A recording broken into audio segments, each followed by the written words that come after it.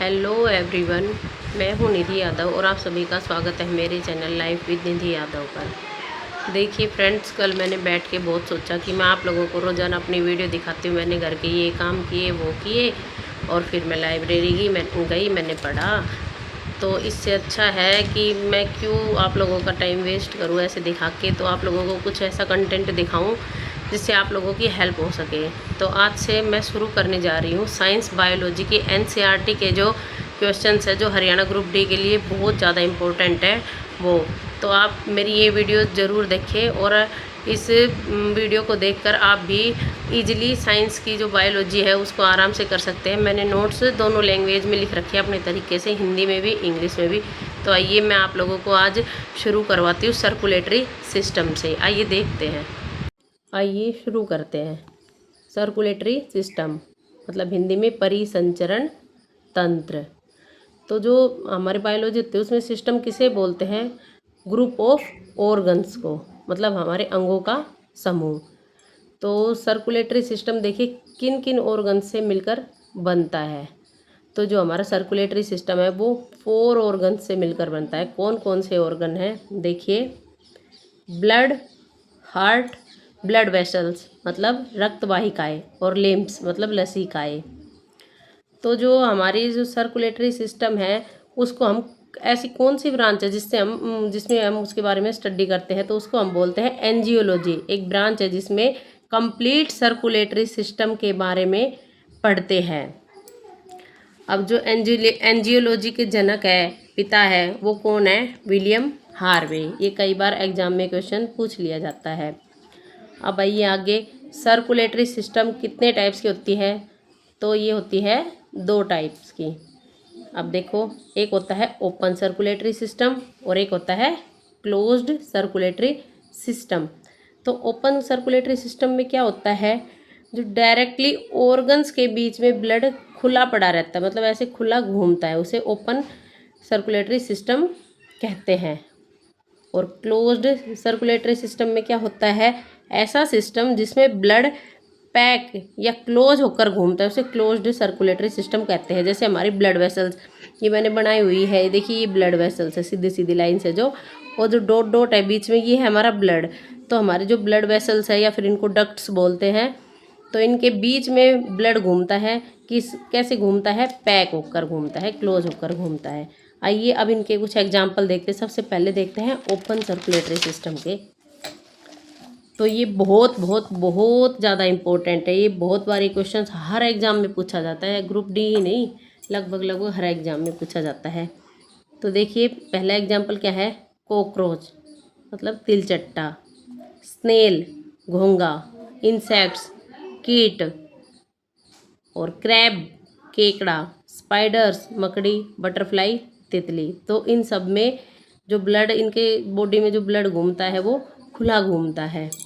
और जो closed circulatory system के हैं वो कौन कौन से एग्जांपल्स? फिश, ह्यूमन और एनिमल्स। तो ये तो आप लोगों को याद रहेंगे भी। क्लोज्ड सर्कुलेटरी सिस्टम, हमारे शरीर के अंदर भी वेसल्स होती है, तो ह्यूमंस भी ऐसे ही है और एनिमल्स भी याद रहेगा, एक फिश। तो एग्जाम में ऐसे क्वेश्चन आएगा कि इनमें से बताइए, इन 4 जो ऑप्शन दिए हुए हैं इनमें से बताइए कि किसमें ब्लड होता है वो ओपन सिस्टम में होता है। तो इनमें से ये दे देगा 3 फिश, ह्यूमंस, एनिमल्स, बटरफ्लाई दे दिया, तो आपको बटरफ्लाई को टिक करके आना है। आइए अब पढ़ते हैं ह्यूमन ब्लड के बारे में। तो ह्यूमन ब्लड के बारे में जो डिटेल में स्टडी करते हैं उस ब्रांच को हम बोलते हैं हीमेटोलॉजी। और अगर हमारे ब्लड में कुछ खराबी हो जाए, खून में कुछ खराबी रहती है, तो जो डॉक्टर्स उसके बारे में स्टडी करते हैं, काम करते हैं उस पर, उनको हम बोलते हैं हीमेटोलॉजिस्ट, मतलब जो हमारी बीमारी का इलाज करते हैं। तो देखिए ब्लड है, blood is a liquid circulatory organ है। और ब्लड हमारे शरीर में कैसे स्टेट में पाया जाता है? लिक्विड स्टेट में पाया जाता है। तो देखिए ये क्वेश्चन है, एक blood is a liquid connective tissue मतलब तरल संयोजी ऊतक है। ये क्वेश्चन एग्जाम में बहुत बार पूछा जाता है, ग्रुप डी में भी पूछा गया था। तो ब्लड क्या है? एक लिक्विड कनेक्टिव टिश्यू है। अब देखिए जो ब्लड होता है वो एक मेल की बॉडी में और फीमेल बॉडी में कितना होता है। तो एक मेल की बॉडी में ब्लड होता है 6.6 से 6.5 लीटर होता है, और फीमेल बॉडी में होता है 5 से 5.5 लीटर होता है। अब देखिए फीमेल की बॉडी में ब्लड मतलब लगभग 1 लीटर कम होता है मेल बॉडी से। क्यों होता है? क्योंकि मेंस्ट्रुअल साइकिल्स की वजह से, इसलिए फीमेल बॉडी में 1 लीटर ब्लड कम होता है मेल बॉडी की अपेक्षा। अब देखिए जब एक बच्चे का जन्म होता है तब उसमें सिर्फ 1 से 1.5 लीटर ब्लड होता है, और जो हमारा ब्लड होता है उसमें क्या क्या होते हैं? आरबीसी होते हैं, डब्ल्यूबीसी होते हैं और प्लेटलेट्स होते हैं, जिनके बारे में हम आगे पढ़ेंगे।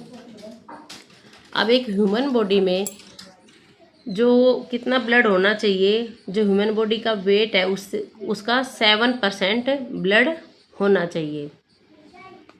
अब देखिए आगे जो ह्यूमन बॉडी में है उसमें ब्लड फॉर्मेशन कहाँ होता है? बोन मैरो में होता है। तो ये बहुत ही इंपॉर्टेंट क्वेश्चन है कि ह्यूमन बॉडी में, हमारी बॉडी में ब्लड कहाँ बनता है? बोन मैरो में। तो देखिए बोन मैरो होती क्या है? देखो हमारे शरीर में बड़ी बड़ी हड्डियाँ होती है, तो वो हड्डियाँ क्या होती है? अंदर से खोखली होती है। तो अंदर से जो खोखली होती है, तो जो खोखला हिस्सा होता है उसको हम बोलते हैं बोन मैरो, और उसी में ही खून बनता है। और इस खून के बनने की प्रोसेस को हम बोलते हैं हीमेटोपोएसिस। तो हिंदी में भी इसको ऐसे ही याद करना है, हीमेटोपोएसिस। अब देखिए अगला इम्पोर्टेंट क्वेश्चन जो एग्जाम में आया हुआ है, जब बच्चा माँ के गर्भ में होता है तब उसका खून कहाँ बनता है? लीवर में, मतलब यकृत में बनता है। ये जो मैंने वेरी इंपॉर्टेंट ये बार बार रिपीटेड क्वेश्चंस है एग्जाम्स में आए हुए, तो यही क्वेश्चंस है जो एग्जाम में बार बार रिपीट होते हैं। अब देखिए ह्यूमन बॉडी में जो ब्लड होता है उसका पीएच कितना होता है? उसका पीएच होता है 7.45, और उसका कैसा नेचर होता है? बेसिक। आप लोगों को पता होगा कैसे होता है। देखो ये होता है इधर मेन मिड में 7, फिर इधर 6, 5, 4, इधर 8, 9, 10 ऐसे। तो जो इस साइड आते हैं हम 7 से इस साइड डिक्रीज होता है, तो होता है वो एसिडिक नेचर, और इधर होता है बेसिक नेचर। तो हमारा 7 से थोड़ा ज़्यादा है, मतलब 7.45 भी क्या, 7.4 लगा के चलो आप लोग। तो ये हमारा एल्कलाइन नेचर का होता है। तो और 7 है, ये क्या होता है? बिल्कुल न्यूट्रल, ये आता है न्यूट्रल में। आइए अब आगे देखिए ब्लड का जो पीएच होता है वो कब डिक्रीज होता है? जब हम ब्लड में पानी की मात्रा ज़्यादा मिलाते रहते हैं। मतलब ये नहीं है कि हम पानी पी रहे हैं तो ब्लड का पीएच डिक्रीज हो गया बॉडी के अंदर, नहीं। जब जैसे मान ली ब्लड निकाल के उसमें हम एक्सपेरिमेंट वगैरह कुछ करके देखोगे ना, तब तो बोलते हैं, तब होता है कि ब्लड में हम पानी की मात्रा ज़्यादा मिलाते रहते हैं तो खून के जो पीएच का मान है वो डिक्रीज होता है। और जो हमारे ब्लड का पीएच है उसको मेंटेन कौन करता रहता है? जो हमारे ब्लड का पीएच है उसको किडनी और प्लाज्मा ब्लड के पीएच के मान को कांस्टेंट रखते हैं, मतलब मेंटेन रखते हैं। अब देखिए टेम्परेचर ऑफ ह्यूमन ब्लड कितना होता है? 38 डिग्री सेल्सियस, और कुछ एग्जाम्स में लिखा रहता है 37.5 टू 38 डिग्री सेल्सियस। तो ये आए 38 तो 38 करियाना, और ये आए 37.5 टू 38 डिग्री सेल्सियस, तो ये करियाना। अब देखिए कलर ऑफ ह्यूमन ब्लड का कलर क्या होता है? रेड। और वो क्यों होता है? ह्यूमन ब्लड का कलर रेड इसलिए होता है हीमोग्लोबिन प्रोटीन के पिगमेंट के कारण। तो देखिए ये लिख रहा, रेड कलर हीमोग्लोबिन पिगमेंट की वजह से होता है। अब देखिए हीमोग्लोबिन किस से बना है? एक हीमो प्लस ग्लोबिन, मतलब एक हीम का मतलब होता है आयरन कंपाउंड, और ग्लोबिन एक प्रोटीन होता है।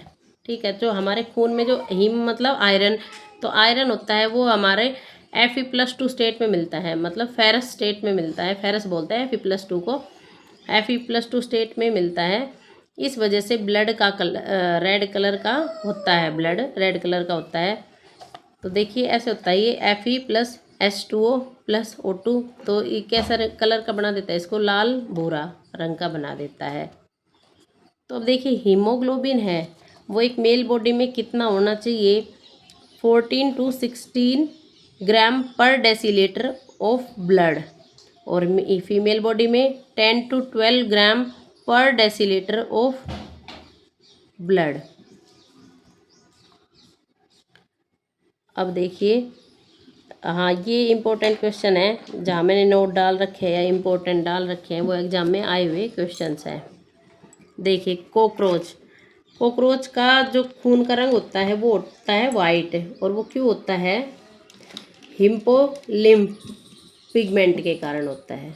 तो आप इसको याद रखना, हिम्पोलिम्फ पिगमेंट के कारण होता है। और जो ऑक्टोपस होता है उसके ब्लड का कलर होता है ब्लू, वो क्यों होता है, हीमोसाइनिन पिगमेंट के कारण होता है। और ह्यूमन का तो पता ही है आप लोगों को, हीमोग्लोबिन पिगमेंट के कारण रेड होता है। जितना भी मैंने कल सर्कुलेटरी सिस्टम के बारे में पढ़ा मैंने आप लोगों को समझा दिया है, और जो आज नोट्स बनाऊंगी वो कल वीडियो में आप लोगों के लिए अपलोड कर दूंगी। तो आप लोग भी नोट्स को हैंड रिटन बनाइए, खुद से बनाइए, तभी आप लोगों को ये चीज़ें लर्न होगी और आसानी से याद हो जाएंगी। तो आप लोगों को अगर मेरी वीडियो अच्छी लगती है तो वीडियो को लाइक, शेयर और कमेंट, सब्सक्राइब ज़रूर करें, और ज़्यादा से ज़्यादा शेयर कीजिए ताकि दूसरे बच्चों को भी हेल्प हो सके और वो भी अपनी तैयारी आसानी से कर सके। बाय दोस्तों।